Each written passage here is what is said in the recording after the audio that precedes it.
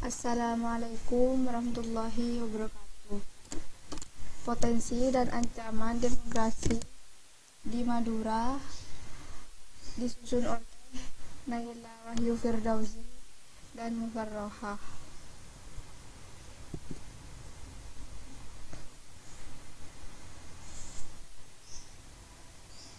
Potensi Madura. Madura merupakan wilayah kepulauan sebagai daratan lahan kering, perbukitan, kapur, dan pesisir pantai Laut Jawa. Pulau ini memiliki potensi unggulan seperti garam, ikan, dan tembakau. Sebenarnya masih banyak potensi lain yang belum termanfaatkan secara maksimal, seperti gugusan pantai di pulau-pulau terpencil.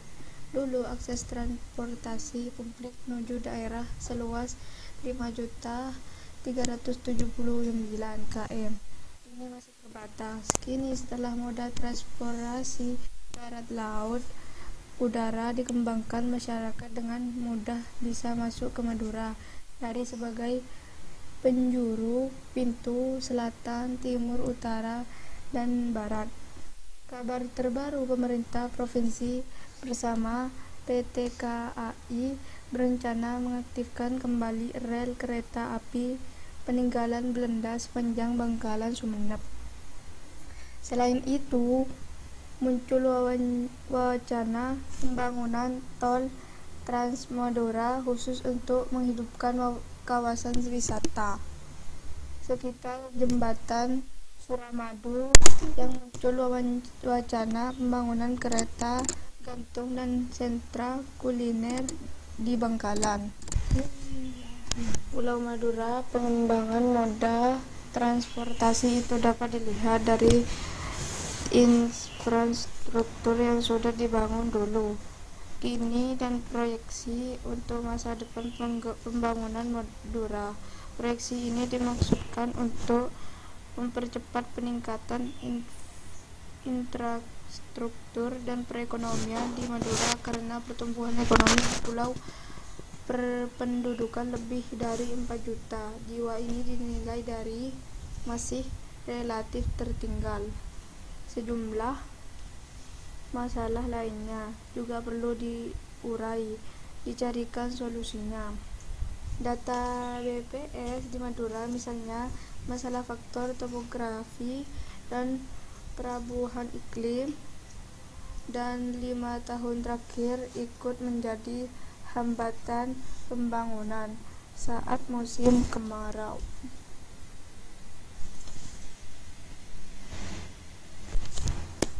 Periode Juli Agustus 2023 seperti sekarang, misalnya Madura daratan dan kepulauan mengalami kekeringan panjang, dampak dari cuaca ekstrim El Nino salah satu penyebabnya. Akibatnya masyarakat kesulitan mendapatkan akses air bersih dan sanitasi. Peta Pulau Madura, pendek kata. Untuk mengatasi semua permasalahan tersebut, pembangunan di pulau ini perlu lebih ditinggalkan dan dipercepat, terutama soal perbaikan infrastruktur jalan dan jembatan. Hal ini dimaksudkan agar potensi yang ada dapat terus dikembangkan, pertumbuhan ekonomi dapat dikenalkan, dan masalah kekeringan juga dapat diatasi seperti pembangunan waduk atau embung demi kesejahteraan masyarakat Madura.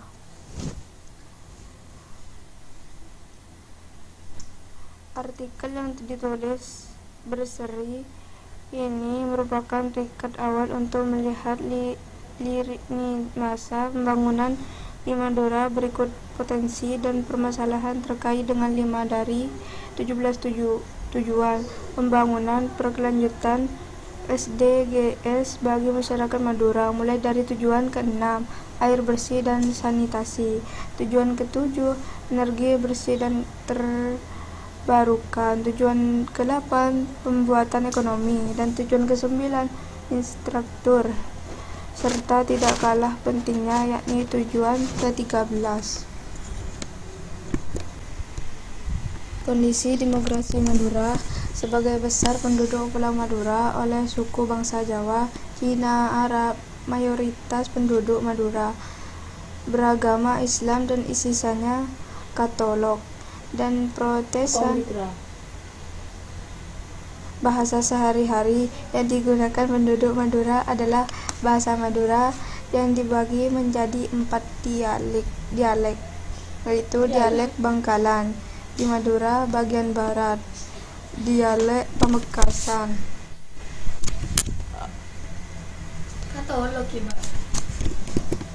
Rumah penduduk dapat dibedakan menjadi 2 macam, yaitu rumah saladaran dan rumah mahonega.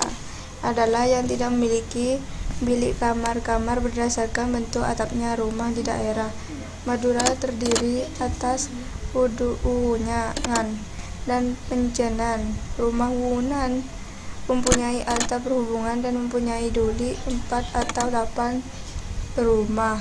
Pencemaan adalah rumah yang ujung atapnya menonjol